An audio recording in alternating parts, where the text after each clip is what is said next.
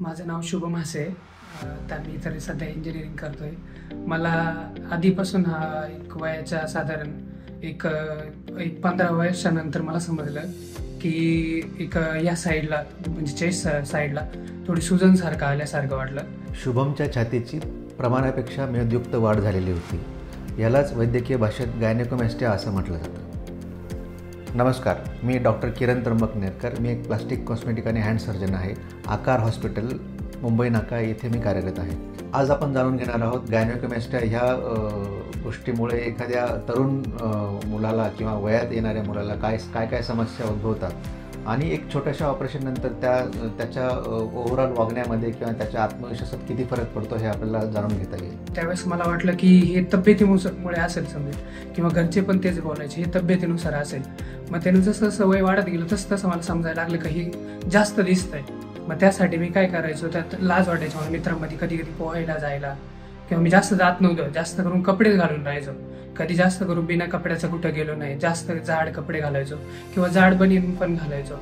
त्यानंतर मग मी साधारण नेटवरती सर्च करायला लागलो की गायनेकोमॅस्टिया काय प्रकार आहे. मग त्यानंतर मला समजलं याच्यावरती एक शेवटचा उपाय म्हणून सर्जरी. कुठलाही विशिष्ट प्रकारचा व्यायाम करून किंवा कुठलाही आहार पाळून गायनेकोमॅस्टिया हा कमी होत नसतो. याला सर्जरी किंवा ऑपरेशन हाच एक पर्याय असतो. या उलट एक्सरसाइज आणि डाएट ह्या पद्धतींमुळे इतरत्र शरीरावरची चरबी कमी होते, परंतु छातीवरची चरबी कमी होत नाही. परिणामी ही अयोग्य असलेली जी स्तनवाढ आहे ही जास्त दिसून येते. मग त्यानंतर मला समजलं की व्यायाम करूनही हा कमी होणार नाही. मी व्यायाम पण करून भरपूर वजन कमी केलं होतं. त्यानंतर त्याच्यावरती काही फरक झाला नाही. मग मी काय केलं, नेटवरती सर्च केलं का काय प्रकारची सर्जरी असते, काय त्यासाठी कोणत्या डॉक्टरांका केली पाहिजे, त्यानंतर कोणत्या हॉस्पिटलला केली पाहिजे. मग मला सर्च करताना सापडलं की आपल्या इथं जवळच नाशिकमध्ये पण एक आकार डॉक्टर म्हणून हॉस्पिटल आहे.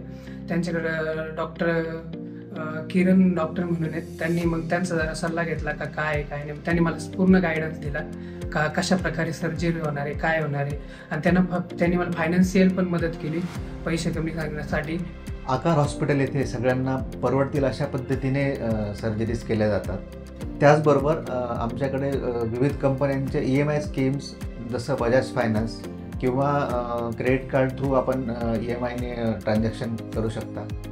त्यामुळे आपल्याला एकाच वेळेस सर्जरीचा खर्चाचं बर्डन येणार नाही. मी बाहेर पण भरपूर सर्च केलं नेटवरती.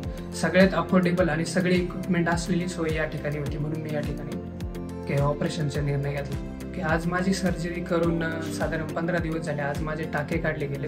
त्यामुळे मला साधारण ग्रेड 3चा गायनेकोमॅस्टिया होता. त्यानंतर तुम्ही माझे रिझल्ट बघू शकता. खूप चांगले रिझल्ट आहेत.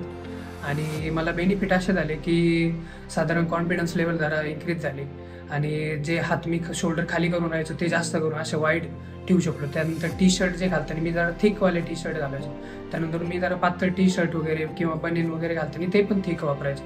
ते चांगले वापरू शकलो. याच्यामुळे तुम्हाला पण खूप बेनिफिट होईल आणि स्वतःची जरा मानसिकता पण चांगली होईल. त्याच्यामुळे मग